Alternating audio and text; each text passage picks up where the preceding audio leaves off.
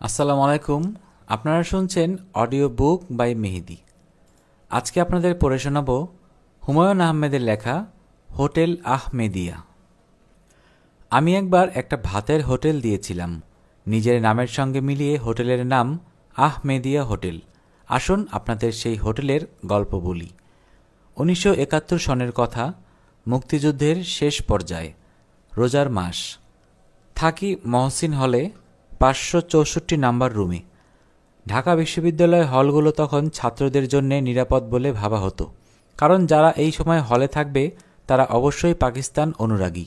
হলে থেকে বিশ্ববিদ্যালয়ে ক্লাস করছে, এরা সবাই শান্ত এবং সুবোধ ছেলে, মুক্তিবাহিনীতে না গিয়ে পড়াশোনা করছে।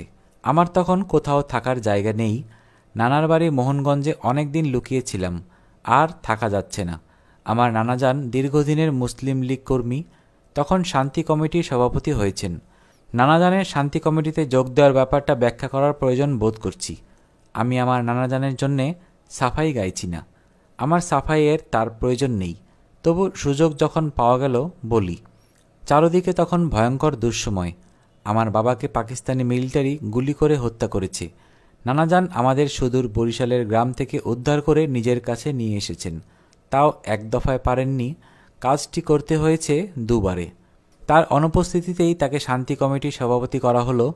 তিনি না বলতে পারলেন না, না বলা মানেই আমাদের দু ভাইয়ের জীবন সংশয়। আমাদের আশ্রয় সুরক্ষিত করার জন্যেই মিলিটারিদের সঙ্গে ভাব রাখা তিনি প্রয়োজন মনে করেছিলেন। তারপরেও আমার মা এবং আমার মামারা নানাজানের এই ব্যাপারটি সমর্থন করতে পারেননি। যদিও নানাজানকে পরামর্শ দিতে কেউ এগিয়ে আসেননি, সেই সাহস তাদের ছিল না। তারা নিজেদের সমর্পণ করেছিলেন নিয়তির হাতে। শান্তি কমিটিতে থাকার কারণে মিলিটারিদের বুঝিয়ে সুঝিয়ে কত মানুষের জীবন তিনি রক্ষা করেছেন, সেই ইতিহাস আমি জানি এবং যারা আজ বেঁচে আছেন তারা জানেন। গুলির মুখ থেকে নানাজানের কারণে ফিরে আসা সেই কিছু মানুষই পরবর্তী সময়ে তার মৃত্যুর কারণ হয়ে দাঁড়ায়। তাকে মরতে হয় মুক্তিযোদ্ধাদের হাতে। তার মতো অসাধারণ একজন মানুষ মুক্তিযোদ্ধাদের হাতে মারা গেলেন, এই দুঃখ আমার রাখার জায়গা নেই। মিলিটারিরা নানাজানকে ঠিক বিশ্বাস করতে পারেনি। হঠাৎ হঠাৎ অদ্ভুত সময় তার বাড়িতে উপস্থিত হয়। বাড়ি ঘুরে ফিরে দেখে। একদিন তারা আমাদের দেখে ফেলল। ভ্রু কুঁচকে বলল, এরা কি বিশ্ববিদ্যালয়ের ছাত্র? দেখে তো সেরকমই মনে হয়। এরা বিশ্ববিদ্যালয়ে না গিয়ে ঘরে বসে আছে কেন? নানাজান কোনো সদুত্তর দিতে পারলেন না। তিনি বিড়বিড় করে বললেন, ঢাকায় পাঠাতে ভরসা পাচ্ছি না বলে আটকে রেখেছি, তবে শিগগিরই পাঠাবো। আমি নিজেও এক জায়গায় বসে থাকতে থাকতে ক্লান্ত হয়ে পড়েছি। মুক্তিবাহিনীতে যোগ দেওয়ার ইচ্ছা প্রকাশ করে একটি চিঠি পাঠিয়েছি 5 নম্বর সেক্টরের সালেহ চৌধুরীকে। দৈনিক বাংলার সালেহ চৌধুরী। তিনি তখন ভাটি অঞ্চলে প্রবল প্রতাপে মুক্তিবাহিনী নিয়ে ঘুরে বেড়াচ্ছেন। তিনি আমার চিঠির জবাব দিলেন না। এটা অবশ্যই আমার জন্যে ভালোই হয়েছে। মনের দিক থেকে আমি চাচ্ছি না জবাব আসুক। জবাব এলেই মুক্তিবাহিনীতে যোগ দিতে হবে এবং অবধারিতভাবে মিলিটারির গুলি খেয়ে মরতে হবে। এত তাড়াতাড়ি মৃত্যুকে স্বীকার করে নেওয়ার মতো মানসিক প্রস্তুতি আমার ছিল না। আমি ভীতু হয়ে জন্মেছি। কাজেই চলে এলাম ঢাকায়, উঠলাম হলে, বলা চলে হাফ ছেড়ে বাঁচলাম। আমার অতি প্রিয়জন আনিস ভাইও দেখি হলেই আছেন, আমার পাশের ঘরে থাকেন। ফিজিক্সে পড়াশোনা বাদ দিয়ে তিনি তখন সিনেমা নিয়ে পড়াশোনা করেন, একটা চিত্রনাট্য তৈরি করেছেন। তার একটা দামি ট্রানজিস্টার রেডিও আছে। সেই ট্রানজিস্টার রেডিওতে স্বাধীন বাংলা বেতার, বিবিসি ভয়েস অব আমেরিকা শোনা হয়। রাত যখন গভীর, আমরা চলে যাই ছতলায়। সেখানে দুটি ছেলে আছে, তারা প্ল্যানচেটের বিষয়ে নাকি বিশেষজ্ঞ। তারা প্ল্যানচেটে ভূত নামায়। ভূতের মারফতে অনেক তথ্য আসে। দেশি ভূতদের মধ্যে সবাই আবার ভুবন বিখ্যাত। তাদের ভূত না বলে আত্মা বলা উচিত, নয়তো তাদের অসম্মান হবে। যেমন রবীন্দ্রনাথ, মহাত্মা গান্ধী, শেরে বাংলা। এদের মধ্যেও রবীন্দ্রনাথ খুবই মিশুক প্রকৃতির, ডাকলেই চলে আসেন। দেশ কবে স্বাধীন হবে জানতে চাইলে বলেন, ধৈর্য ধরো, ধৈর্য ধরতে শেখো, 2 থেকে 3 বছরের মধ্যেই স্বাধীনতা পাবে। রবীন্দ্রনাথের রাজনৈতিক চিন্তাভাবনার ওপর আমাদের আস্থা কম ছিল বলেই বোধহয় মোহাম্মদ আলী জিন্নাও এক রাতে আনা হয়। তিনি এসেই আমাদের স্টুপিড, ননসেন্স বলে গালাগালি করতে থাকেন। মোটের ওপর আমাদের সময়টা ভালো কাটে। ভূত বিশেষজ্ঞ 2 ভাই পরকাল, আত্মা, সৃষ্টিকর্তার বিষয়ে নানা জ্ঞান দেয়, শুনতে মন্দ লাগে না। সবচেয়ে বড় কথা, মিলিটারি এসে ধরে নিয়ে মেরে ফেলবে এই সার্বক্ষণিক ভয়ের হাত থেকে মুক্তি পেয়েছি, যার আনন্দ কম নয়। কষ্ট একটাই, খাওয়ার কষ্ট। রোজার সময় বলি সব দোকান বন্ধ। হোটেল তো বন্ধই, চায়ের দোকানও বন্ধ, হলের মেসও বন্ধ। ধর্মীয় কারণে নয়, নিতান্ত বাধ্য হয়েই হলের অনেকেই রোজা রাখছে। সেখানেও বিপদ আছে। বিকালে ইফতারি কিনতে নিউ মার্কেটে গিয়ে একজন মিলিটারির বেধড়ক মার খেল। মিলিশিয়ার বক্তব্য, রোজার দিনে এই ছাত্র নাকি ছোলা ভাজা খাচ্ছিল। আমি নিজে ক্ষুধা সহ্য করতে পারি না, খিদে পেলেই চোখে অন্ধকার দেখি। অল্প বয়সের ছেলেমেয়েরা প্রথম এবং শেষ রোজা রেখে রোজা বেঁধে ফেলার যে প্রক্রিয়া করে, আমি তাও পারি না। প্রথম রোজাটা রাখি, শেষটা রাখি না, সম্ভব হয় না। আমি মহাবিপদে পড়লাম। দুপুরে চিনি দিয়ে পাউরুটি খাই, খিদে যায় না, সারাক্ষণ খিদে লেগে থাকে। একদিন দোকান থেকে একটা হিটার কিনে আনলাম, টিনের বাটিতে কিছু চাল ফুটিয়ে নিলাম, ডিম ভাজলাম। লবণ কেনা হয়নি, লবণহীন ডিম ভাজা দিয়ে ভাত খেলাম, অমৃতের মতো লাগলো। আনিস ভাই এসে আমার সঙ্গে যোগ দিলেন। পরের দিন ভূত বিশেষজ্ঞ দুই ভাই এসে উপস্থিত। তারা জানতে চায় তাদের কাছে অ্যালুমিনিয়ামের একটা বড় সসপ্যান আছে, আমরা সেটা চাই কিনা। আমি বললাম অবশ্যই চাই। তখন দুই ভাই মাথা চুলকে বলল, তারা কি আমার সঙ্গে খেতে পারবে? খরচ যা লাগবে দেবে। তারাও নাকি দুপুরে পাউরুটি খেয়ে আছে। আমি বললাম অবশ্যই খেতে পারবে। চতুর্থ দিনে আমাদের সদস্য সংখ্যা হলো 10। অতি সস্তায় দুপুরের খাওয়া, ডাল ভাত এবং ডিম ভাজি। সবাই খুব মজা পেয়ে গেল। আসলে কারোরই তখন কিছু করার নেই। বিশ্ববিদ্যালয়ের নামমাত্র খোলা, কেউ সেখানে যায় না, সবাইকে হলে বন্দি থাকতে হয়। বন্দি জীবনের বৈচিত্র্য হলো এই রান্নাবান্না খেলা। আমরা একদিন একটা বড় ফুলস্কেপ কাগজে লিখলাম, আহমেদিয়া ভাতের হোটেল, ভাত 1 টাকা, ডাল 8 আনা, ডিম 1 টাকা। হোটেলের নিয়মাবলী: 1. যাহারা খাদ্য গ্রহণ করিবেন তাহারা সকাল 10টার মধ্যে নাম এন্ট্রি করাইবেন। 2. খাওয়ার সময় ভাত নরম না শক্ত এই বিষয়ে কোনো মতামত দিতে পারিবেন না। ফুলস্কেপ কাগজটি আমার ঘরের দরজায় আঠা দিয়ে সেটে দেওয়া হলো। এক রোববারে ইমপ্রুভড ডায়েটের ব্যবস্থা হলো ভুনা খিচুড়ি এবং ডিম ভাজা। ভুনা খিচুড়ি কী করে রাঁধতে হয় তখন জানি না। ভূত বিশেষজ্ঞ দুই ভাই বলল তারা জানে, খিচুড়ি তারা রাঁধবে। এই বিষয়ে কাউকে কোনো চিন্তা করতে হবে না। শুধু খিচুড়ি না, তারা নাকি কলিজিও রাঁধবে। সকাল থেকে রান্নার আয়োজন শুরু হলো। সদস্যদের আগ্রহের সীমা নেই। রান্না শেষ হতে হতে 2টো বেজে গেল। আমরা খেতে বসবো, তখন হঠাৎ একজন ছুটে এসে বলল, মিলিটারি হল ঘেরাও করে ফেলেছে। আমরা হতভম্ব। হল কেন ঘেরাও করবে? হল তো খুব নিরাপদ হওয়ার কথা। দেখতে দেখতে হলে মিলিটারি ঢুকে পড়ল। ভেড়ার পালের মতো আমাদের তাড়িয়ে নিয়ে গেল নিচে, সবাইকে লাইন বেঁধে দাঁড়া করালো। আমরা আতঙ্কে জমে গেলাম। কি হচ্ছে এসব? সব মিলে 40 থেকে 45 জন ছাত্র, হলের কিছু কর্মচারী। হলের সামনে সাক্ষাৎ মৃত্যুদূতের মতো একটা মিলিটারি জিপ, একটি ট্রাক এবং মরির টিন জাতীয় গাড়ি দাঁড়িয়ে আছে। কথাবার্তা শোনা যাচ্ছে। গাড়ির একটি ছোট্ট জানালা আধ খোলা। জানালার ওপাশে কেউ একজন বসে আছে। বাইরে থেকে আমরা তাকে দেখতে পাচ্ছি না। জানালার সামনে দিয়ে যাওয়ার সময় গাড়ির ভেতরে বসা কেউ একজন হঠাৎ বলে বসে, একে আলাদা করো। তাকে আলাদা করা হয়।